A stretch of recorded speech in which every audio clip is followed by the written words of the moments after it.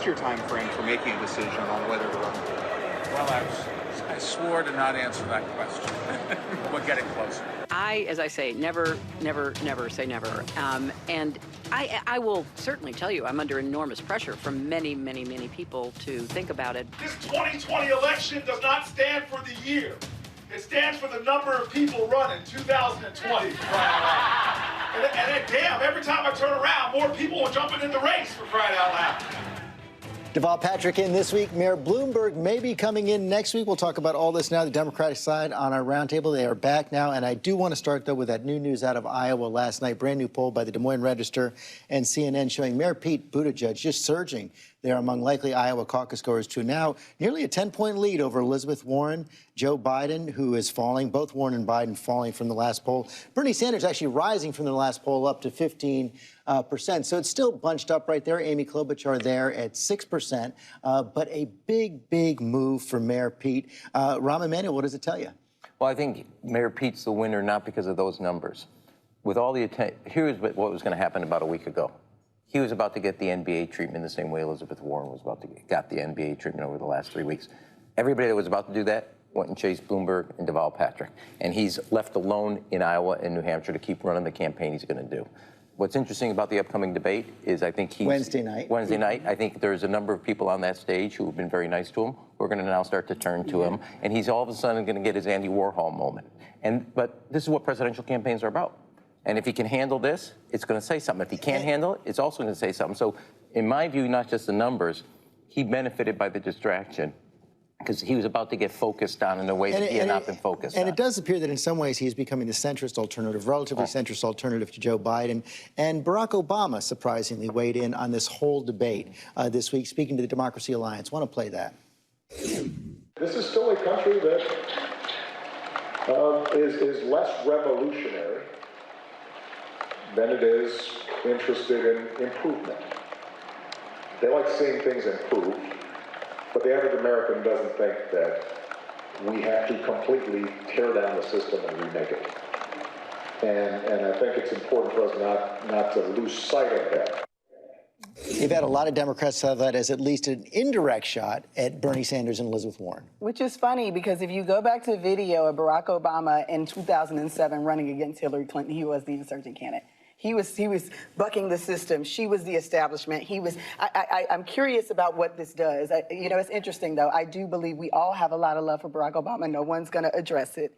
But it also is a sign that the centrists, the moderate, they are in trouble, right? And so they're trying to put out their big gun to say, hey, let's not be so left. Let's not do that. The Democrats have the problem that we had in 2016. That's not a problem. Is that you're being pulled to the left, and that the other candidates, nobody's really coming up to take that down. That's why you have more people wanting to come in. But I think it's going to keep going longer and longer. And the left is running things now in a way that Rahm has well pointed out could really be disastrous for them. Here's what I would just say. I don't agree with that, but clearly. Look, as I said a week ago, this is a battle between revolutionaries versus reformers. Yvette is, and you are right, he was the insurgent, but he was not the revolutionary. That you're confusing the two words.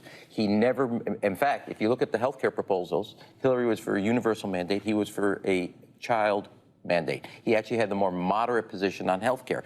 He never, ever, he wasn't insurgent just by the fact that he was in the Senate for an hour and a half to unpack and then go run for president. There are videos of Barack Obama. He was not the revolutionary. There are videos of Barack Obama that sound like Elizabeth Warren, talking about millionaires and billionaires and the elite class. Temperamentally and issue-wise, he was the moderate candidate. I know, Chris, I know you actually don't want to get in this debate. Can I say how much I love this? I mean, and listen, and why, and I love Yvette and everybody who thinks like her, because why listen, of course, why listen to Barack Obama? He only won twice.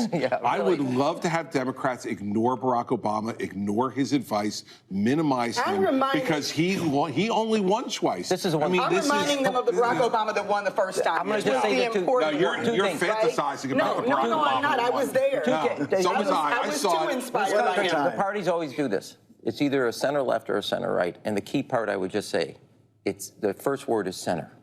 And you got to remember that, because if you're going to get to the 51 plus, you got to be in, you got to make sure the center counts. On the center, Mike Bloomberg clearly thinks at least he has a chance of owning the center. Meg, I want to bring you in. Of course, the New York Times covers Mike Bloomberg. You've covered him as well. All signs point to probably getting in the race this week, probably getting into it in a brand new and incredibly big way.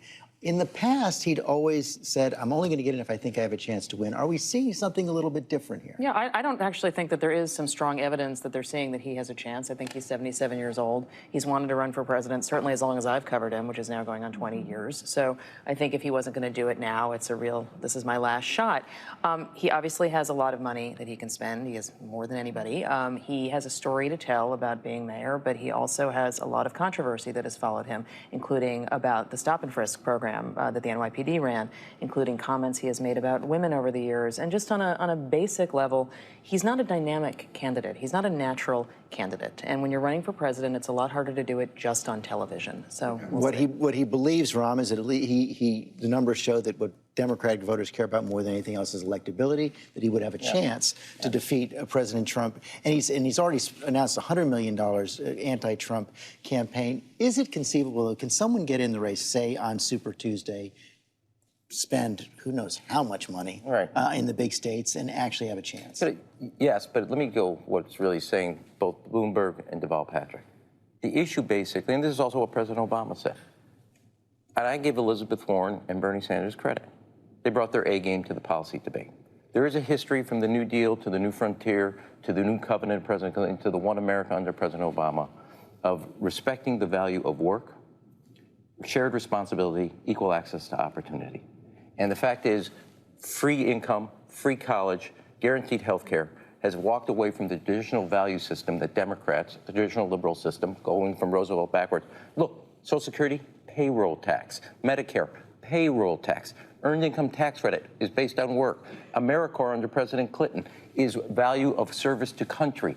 And that traditional argument, both Deval Patrick, Mike Bloomberg, and Barack Obama, notice, have not spoken up, and all the other candidates have got to bring their A game, like Elizabeth Warren and Bernie Sanders have, to the policy debate. Yvette, I wonder if Elizabeth Warren was getting some part of that message this week. She did announce a pretty major shift in her position on Medicare for All. She had been hardline for Medicare for All, including taking away people's private health insurance in her plan. But now she says, no, at first, we're going to basically pass what Pete Buttigieg, Joe Biden have been talking about, Medicare for all who want it in the first 100 days, put off the big plan for later. You know, I don't know where that's coming from. I do think, you know, her trying to answer questions, be a little bit more practical, making sure that she's not giving, you know, room for these new corporate folks to make it look like she's impractical. I think it's something she's doing. She's trying to get back into the front runner status, and in part because of what Pete Buttigieg is seeing happen with him. But I want to take a couple of steps back, because I do think you see Pete Buttigieg kind of stepping up.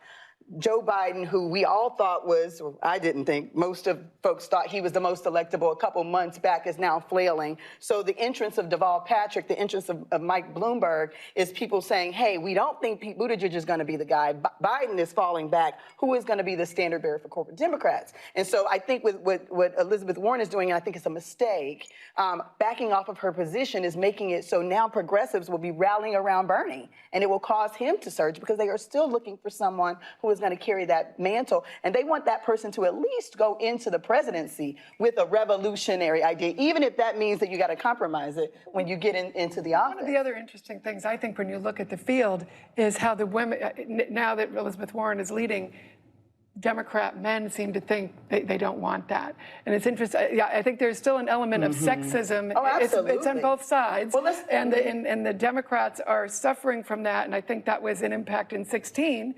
Democrat men who didn't want to vote for Hillary Clinton. And now I think there's something within the party that's saying we shouldn't elect a woman. And so I think it's interesting to see that happen on the Democrat side. You've thrown a lot on the table right now, but that is actually all we have time for now. That is all for us today. Hi, everyone. George Stephanopoulos here. Thanks for checking out the ABC News YouTube channel. If you'd like to get more videos, show highlights, and watch live event coverage, click on the right over here to subscribe to our channel. And don't forget to download the ABC News app for breaking news alerts. Thanks for watching.